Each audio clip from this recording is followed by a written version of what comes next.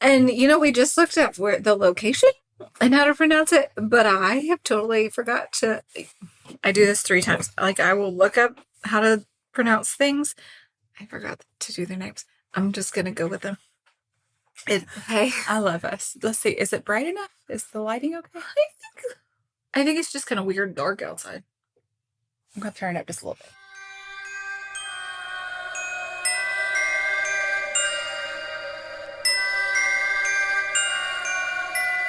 Hello. Hey. Yeah. Hi, I'm Kara. I'm Megan. And we're the Witches, Magic, Murder, and Mystery Podcast. Hello. Hey, we got a full episode today. Kara brought me a cookie. I had Reese cups for her. So we are both in the mood for sweets today. Yeah. Oh, okay. If you're on the YouTube video, I wanted to show you some of the merch stuff that I got in. So one is the sticker sheet. It's so fun. Which I'm really happy with it. They're the perfect size. Yeah. So people always ask for stickers, but before they didn't offer these until this season. Yeah. Because I didn't want to sell individual stickers because the shipping price that you would pay is so stupid. Like you'd end up paying just $20 for one sticker, which I'm like, absurd. I'm not going to do that. That feels wrong. Yeah. But now they have sticker sheets and I feel better about it. Yeah.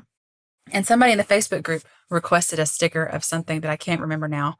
And I was like, sure, I'll make another sticker sheet. Words Are Hard or something. Something like that, which I already have a Words Are Hard design and a Are You Making Fun of Farmers design. Yeah. I was just going to save it for the next merch drop. But we might all go ahead and put stickers up. Yeah. Which that's the people benefit. Want what the people want. That is a benefit of being in the Facebook group. We get requests for stuff all the time. And it's really easy if we already have the design made. Right. If you all want it in a sweatshirt and we don't already have it.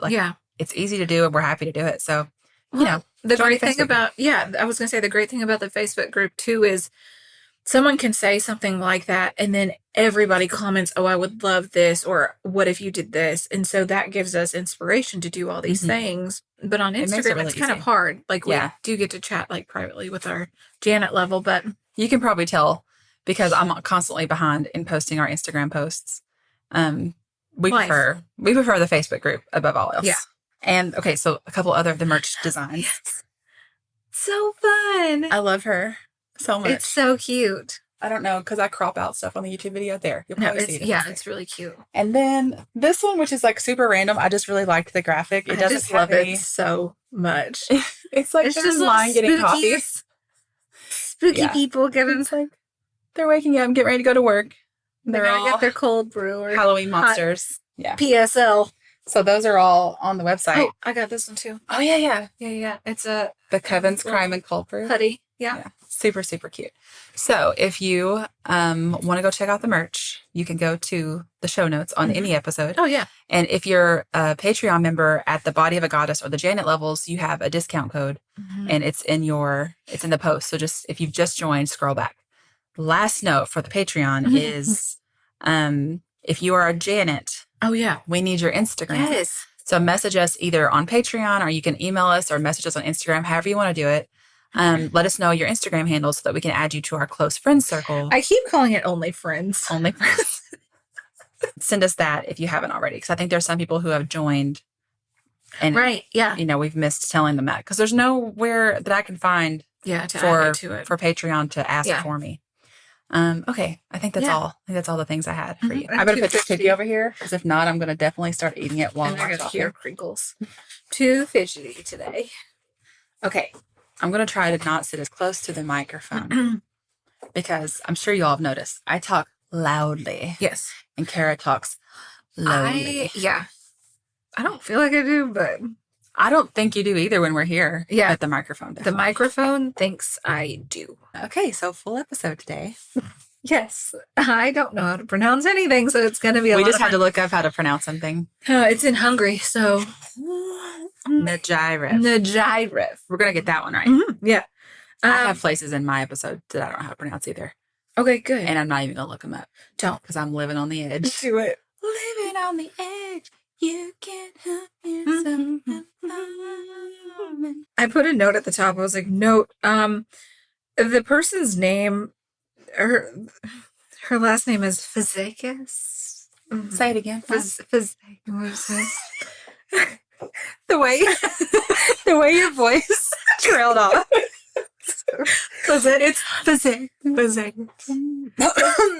This one. That's it. That's right.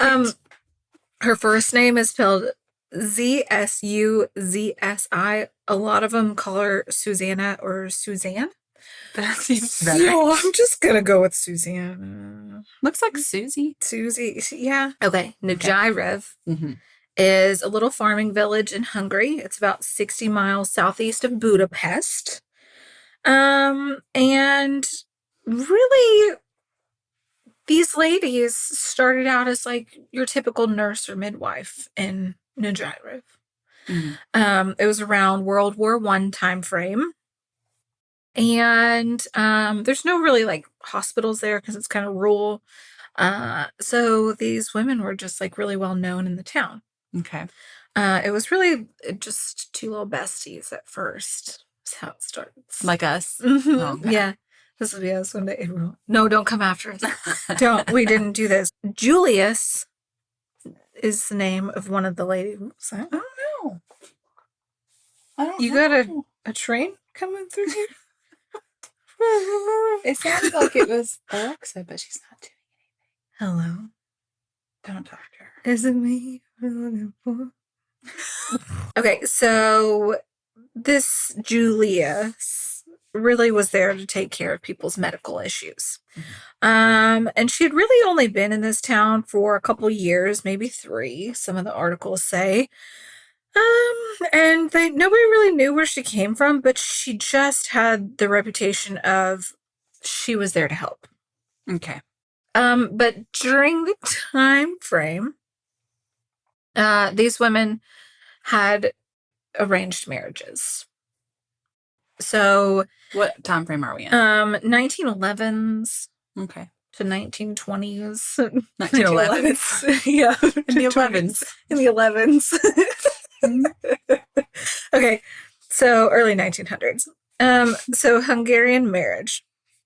At that time, the future husband of a teenage bride was selected by her family. She was forced to accept her parents' choice. Divorce was not a thing. Even if the husband was a horrible, horrible person, they still had to stay in the marriage. I'm sorry that he beats the crap out of you. Right.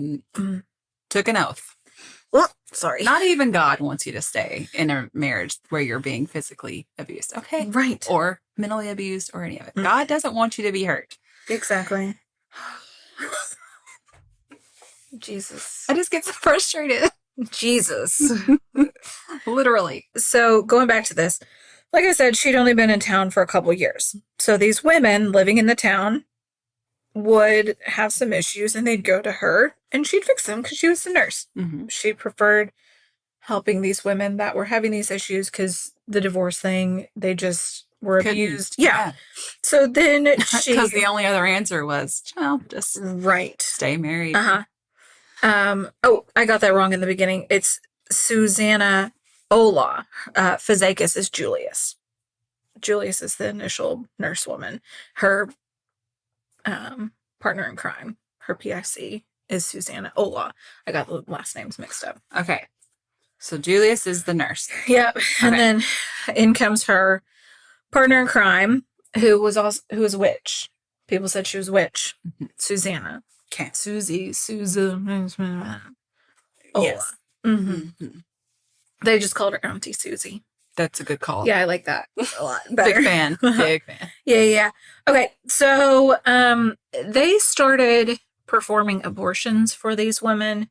These poor women in these horrible marriages would just be like, listen, like, I am abused daily. Like, he's a drunk. I can't have this baby. And they would be like, we've got you. Like, we've got this. Let us take care of you. And they would.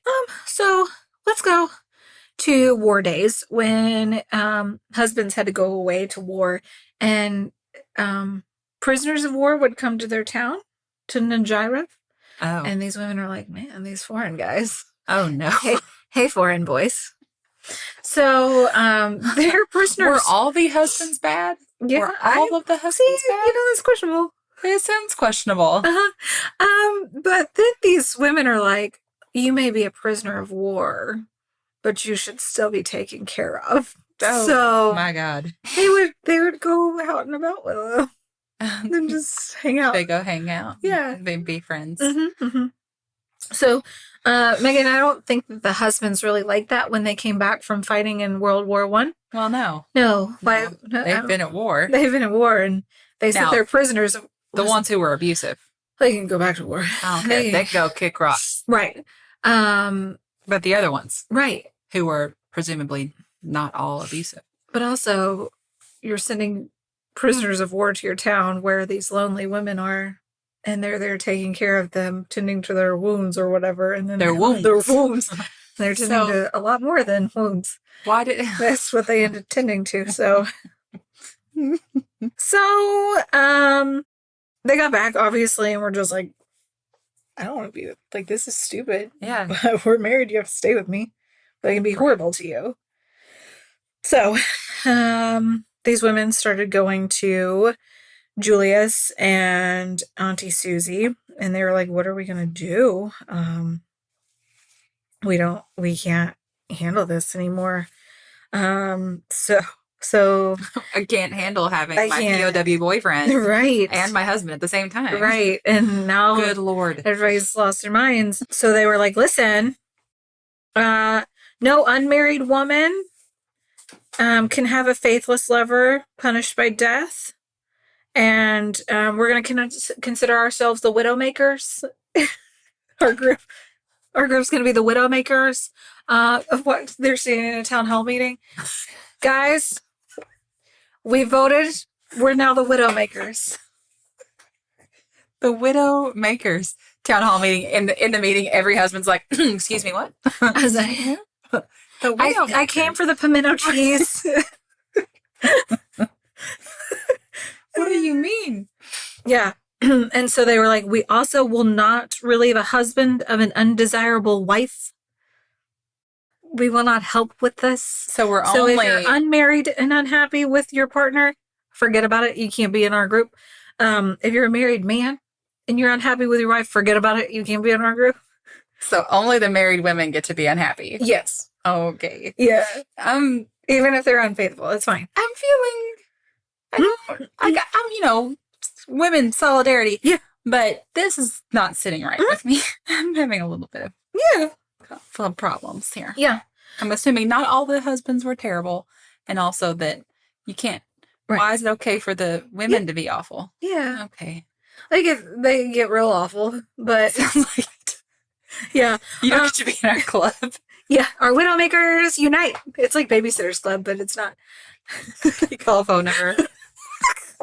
Hey, Claudia's like, okay, just a minute. Let me talk to Mary Ann. Let me make a note of this. Hold on one second. I've got to write down your address.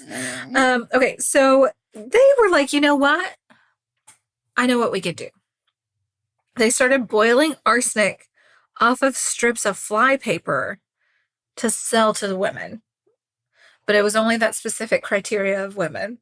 If you were a random woman that's not married, and you just were annoyed with your boyfriend, sorry, you're not a customer of ours. So basically every married man is in trouble.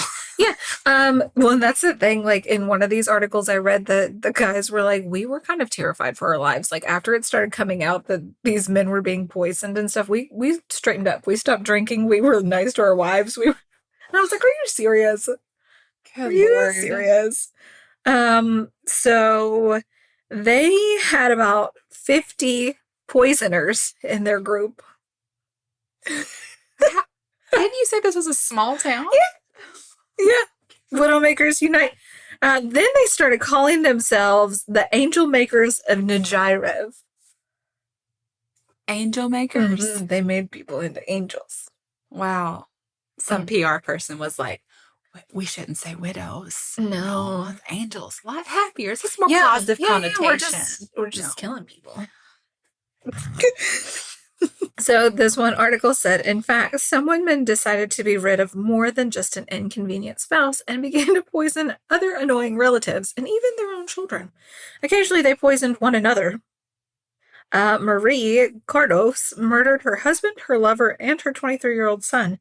Just before he died, she got him to sing for her. Knowing he was poisoned, she listened to his sweet voice. In the midst of his song, he clutched his stomach and was soon dead. Giving testimony years later, she seemed to think this event rather delightful. What? It was like some sort of like widespread psychosis. Yeah, like, what she are you considered people it a doing? particular- You killed your freaking child? Yeah, and then the death of her husband she had considered like the best Christmas gift ever. This is so weird. And I mean, it was a long time ago, but it wasn't long enough ago. Yeah. You know what I mean? Okay, so I thought for a hot minute that this, because I was like 20 pages into having research on my page. And then I got to the one thing to figure out that girl's video to figure out how to pronounce it. Because some people were like, this isn't real. Like, there's so many different ways that this played out. Like, there's no way it's real. And there was a person that was like, I'm from Hungary and this story is very real. Like, this story is very, very real. And you haven't told the gory details of it. And I was like, oh. I wonder how isolated this town was. I mean, it's just the whole thing. You know how, I mean, when you are in a group of people, yeah, they're all doing a certain thing, that thing starts to seem normal. Right. Like, I mean, it's the easiest example is like certain drugs that maybe you wouldn't want to do, but if all your friends are doing it, you know, it's everything you learn in middle school, whatever. But like, is this a thing where this is just the world they lived in, where suddenly this was so commonplace that it's just suddenly like, yeah, it's just a thing we do. And maybe if it's isolated, which now I want to look that up. I need to understand. You know, y'all know. You know how I am. I know Megan always has the questions that I'm like, oh, that didn't even pop in my head. I just need to understand why. Why did this happen? There's probably no quick way for me to look that up. Yeah, but look at them and their photos. Yeah, just normal little ladies, sweet looking little old ladies. I just can't believe this. I cannot believe that this is happening. That this many people were like, I'm in, and I'm just gonna start killing people, and apparently not even feel bad about it. Yeah, I don't care. I just can't. At some point, wouldn't you think? Also, let's not get divorced because that's wrong. Right. But murder, that's fine. Our families will approve of that. Wow, because they're dead. Okay, so Nagyrèv soon became the murder district, and there were about 45 to 50 murders over 18 years that Julius lived in the district, and they were never like, when so like this murder woman, 10. This woman had never shown up.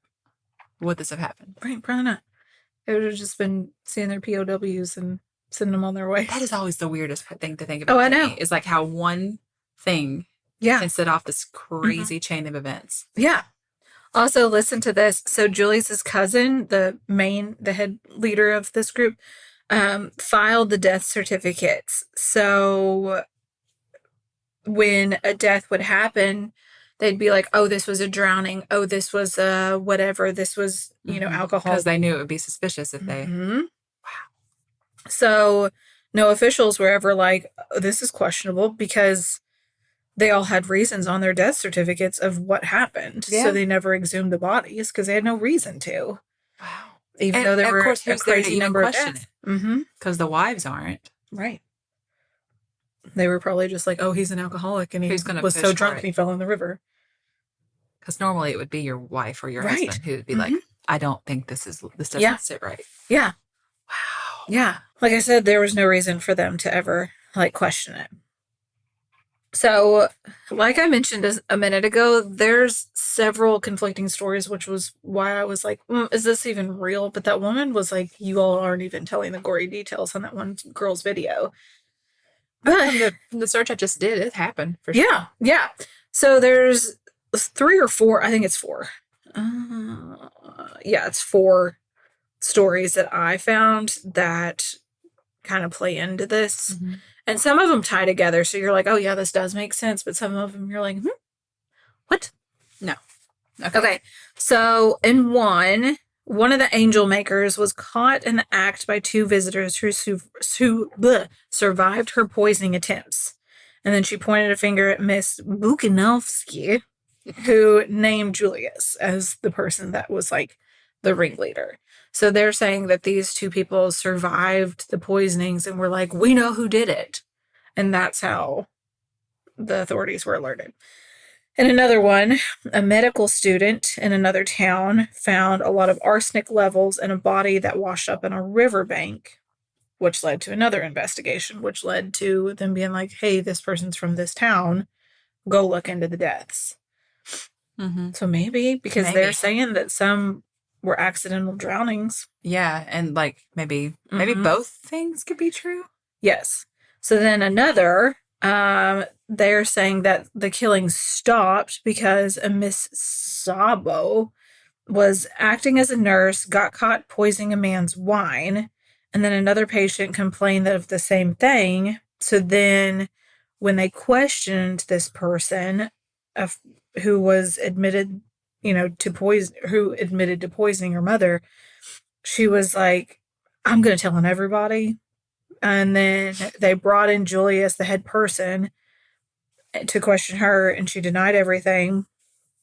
So they were like, whatever, we're going to set up a trap. So they watched to see if she would go about like warning the other girls that were involved in this. Mm-hmm. And so they said that she wandered around to their houses and she was like, my arsenic factory is closing. Don't tell a soul about what you know. No one was in the room when that happened. So they were like, well, she's clearly pointing out everybody that we need to arrest who's involved in this. So this is great. They were just like, well, we've got you. Here we go.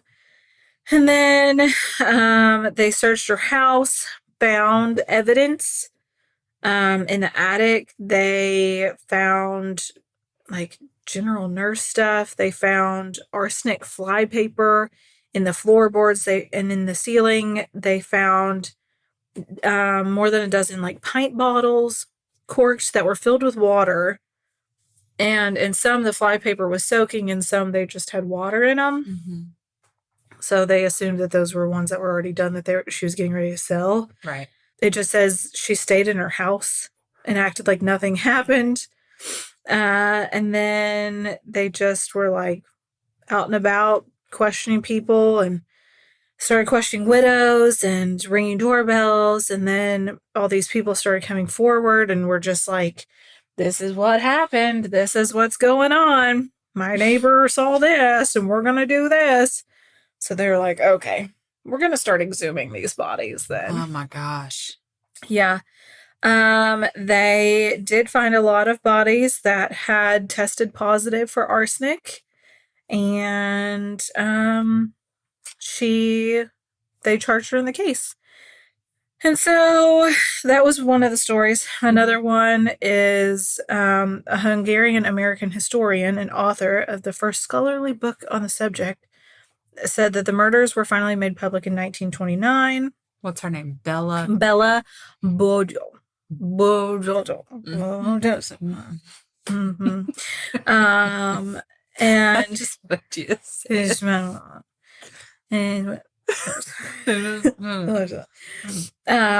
this one kind of goes along with the other one. Authorities decided to exhume a dozen corpses from the local cemetery. Out of 50 bodies examined, 46 had arsenic. So clearly it all traced back to the midwife who had, who else? So they're saying that in this account that the police chief got an anonymous letter, which was telling that the reason they exhumed all these bodies, it said there was a mysterious death when like men in the village were just being murdered. So y'all need to look into this. And the police chief was quoted in saying, this probably is written by a practical joker, but you'd better check it out. So they go look into it. And it all leads back to her. Like I pretty much like everything I said in the other one, pretty similar account to that. I wonder why there's so many different stories. I don't see. That's why I was like, is this true? I mean, I wonder if it's just like, it's so old. But it's not that old. That's what I was going to say. It's really maybe not that old. In Hungary, maybe the media and news coverage and stuff is different than it was in other places. Right. Because the story I have for my Tuesday episode, it also happened In the 20s. Yeah. But it had huge widespread media coverage. And so maybe it just depends on the part of the world we're in. Because this is definitely, it's hard to remember a time before the 24-hour news cycle. Yeah. But it basically started with September 11th, Mm-hmm. the events that happened here on September 11th. So it's weird to think now that anything happens that's not covered somewhere. Oh, yeah, for sure. Maybe back then, because maybe this was... I just keep thinking it had to be how isolated. remote is this? It had to be something. Yeah. How else would they have just gotten into this place where, like, this is normal? Right. Without some more outside influence, Yeah. And one of the articles also said that she had gone into, like, a pharmacy type place and asked them just asking for a friend. But what would happen if somebody died because of arsenic poisoning? I mean, it's going to get out of their system, I'm working on my podcast. Yeah. I'm just working on a story I'm doing for the news here. I was just curious. But, because I heard word that this might be going on around town. But how, that doesn't stay in their system, right? And they're like, no, for pretty much ever. Like, it's going to be in there for a long time. Doesn't it have a smell, too? I think so. Is that almonds or something? Or no? Smell. I don't remember. I think it is almonds. It's something like that. Yeah. That's like if you're... Only a certain few can smell it or something. Or I don't know. Or some sort of poisoning. But they're like, ma'am, no, it's in their fingernails. It's in their hair. It's in pretty much everything when tested. And she's like, okay. Thanks so much. It's like, so someone said that she literally walked out of the pharmacy looking like a ghost. Like, oh crap. Like, oh crap. What do I do? Maybe murder. Maybe I shouldn't kill people. I mean, yeah. And then another article said that another way that they got caught when they were exhuming the bodies, the person that was doing the death, her cousin or whatever that was doing the death certificates, was putting the murder weapons in the coffins with the deceased. So there would be a cake covered in arsenic, or a wine bottle with arsenic in it, or like fly vapor, or any of these things. I guess because they were trying to get rid of the yeah. Once it's buried, it's safe. It's gone. But I mean, burn it. What do you mean? Yeah, exactly. What? No, that might get into the air, Megan. Then they'll get arsenic. That's what I was just thinking. I don't know what. I don't know. What's that old movie, Arsenic and Old Lace? Oh, that's such a hilarious. So they really did dig up, like in all these cases, like they did dig up bodies and find arsenic in them. So they end up arresting all these people. So 38 arrests. Oh, yeah. So out of those like 50 people, I think, 38 are arrested. They ended up arresting a few more in between there, but 26 of these people actually went to trial. 8 of them got a death sentence. 7 got life. Others spent time in jail. Auntie Susie died. And they're saying that the Julius person, there's a couple of different accounts of her death. They say that she may have committed suicide by her own poisoning. Some say that she was found with just like pots of boiled flypaper around her. Others say she hung herself. So it's just like all sorts of accusations. But it of seems what that happened. she caused her own death. Yeah. So nobody really knows. Like nobody really got to talk to her because she was just like, screw this. I'm not going to jail for this. I wanted to see how arsenic kills a person. Mm-hmm. It looks pretty awful. It looks really bad. It starts like intestinal issues. Yeah. Vomiting. Yeah, it's going to be a real terrible death. Yeah, it's going to be real gross. Yeah. All murder's bad. Yeah. I'm not trying. But I was just curious. I'm like, of course, you always hear about arsenic, but I'm like, what actually does it do? Does it just stop your heart and you're dead? Or is it? No. Seems like it's pretty painful. Yeah. But listen, Megan, they really couldn't help it. They couldn't help the murders. Oh. You know why? Because the authorities said that these women were crippled by madness for 15 years. You know why they were mad? Promiscuity. They're promiscuous girls. And that... Promiscuous girls. Exactly. On here I put Alexa play Nelly Furtado, Promiscuous Girls. Oh no. Alexa's like, I got this. I got you. That's the only way. I want you on my team. So does everybody else. That's my favorite part. Exactly. So that's the only way authorities could explain the cult madness, the cult killing sprees, is that they just were promiscuous ladies and that drove them to insanity. And I'm over here with silly theories like maybe they're isolated and it's a psychological thing of the crowd. No, it's definitely they. It's those POWs that got a hold of them. They're wandering wombs. I think we can agree there is a mental problem here. Right. I'm just not sure we can blame sex for this one. Right. No.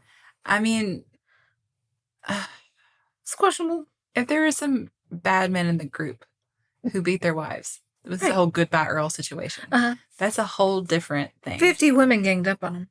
Right. I mean, and then they thought, we're going to make some money off of this, selling our poisons. So. Right. This is like, good Lord. There's nobody really to point to and be like, here's how this happened. Except for Julius. Well, yeah. And Aunt Susie. If she hadn't shown up.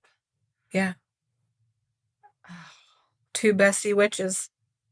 Wow. Yeah, that's not us. It's not no, us. It's not us. It's not. I shouldn't have. That's the beginning. It's not. I take it back. She didn't mean it, guys. She didn't mean it. I don't want to kill people. No. Usually. Yeah. Okay. Wow. Well, so don't kill people with flypaper, guys.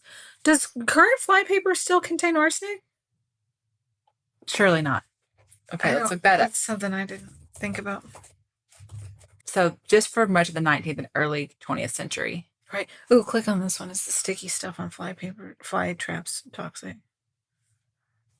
It is unlikely to result in significant toxicity. Okay, good, because I've touched many of those and gotten them stuck to me before in the barn. So no, you're going to be fine. I'm still alive. You're I'm okay. Fine. Yeah, I'm okay. Yeah, that's a good That's story. A doozy. I mean, good and terrible. Yeah. Good isn't interesting. Right. Don't kill people.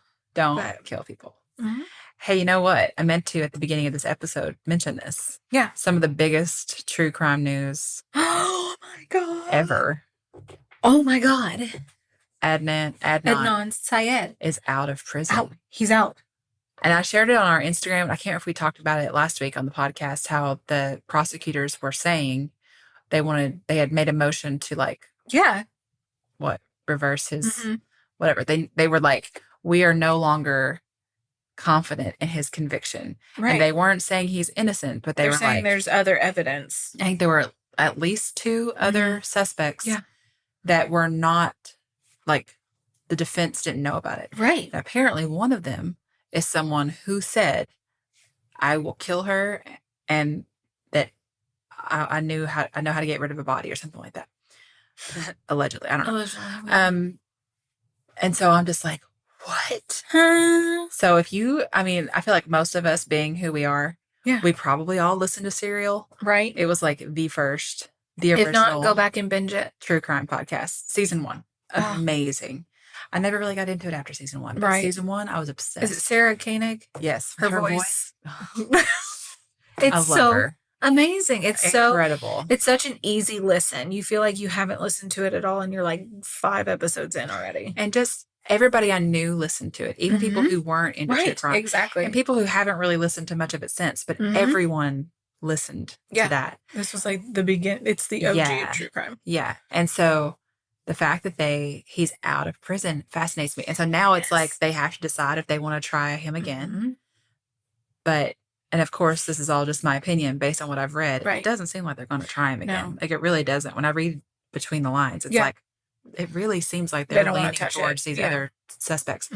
And so I'm like, who are they? I want to know. Yeah. Is it someone that Sarah talked to? Is it Jay? I hated Jay. Oh. Listen, I'm not saying he did anything. No, this is just our opinion. My opinion. Both of our opinions. He is crap. Yeah. I don't like him as a human. Yeah.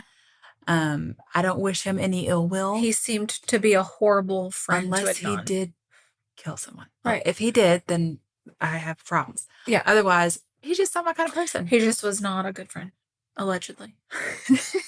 So I'm just so fascinated by who it could be. Yeah. And what parts of that story we don't already know. Yeah. And what would make someone say those things about her? Because based on everything I've ever read about her. Right. What could she have been doing to get people in that kind of trouble? Yeah, she was just a good kid. Yeah. So we all need to refresh ourselves on that story. But I am like just amazed I'm amazed. Maybe if we get sued because of that, we'll just call Robbie up. And Can you help us too, please? Yeah. Is she his aunt or his cousin? I can't remember. it's his best friend's sister, isn't it? I can't remember, but she, I can't remember. Robbie either, but has done so much for him. Okay. Amazing. Yeah. Yeah. So that's some really amazing true crime news that I'm It's happy to wild. hear. And, whether you're convinced of his guilt or innocence, either way, you should be happy that people are this dedicated to making sure they get the right answer. Right. Yeah. And wasn't this one of those projects? Was it one of those projects? The Innocence Project? Yeah. I don't know. Was it? I don't remember either. I don't know. Okay. So yeah. Yeah. Anything else? No. I think that's it. Widowmakers, Adnan Syed. Chick-fil-A cookies. Mm-hmm. Yeah, I think Nelly Furtado. We covered everything. Yeah. Okay. All right. We will be back next week. Yep. All right. We love you. So much. Goodbye. Bye-bye.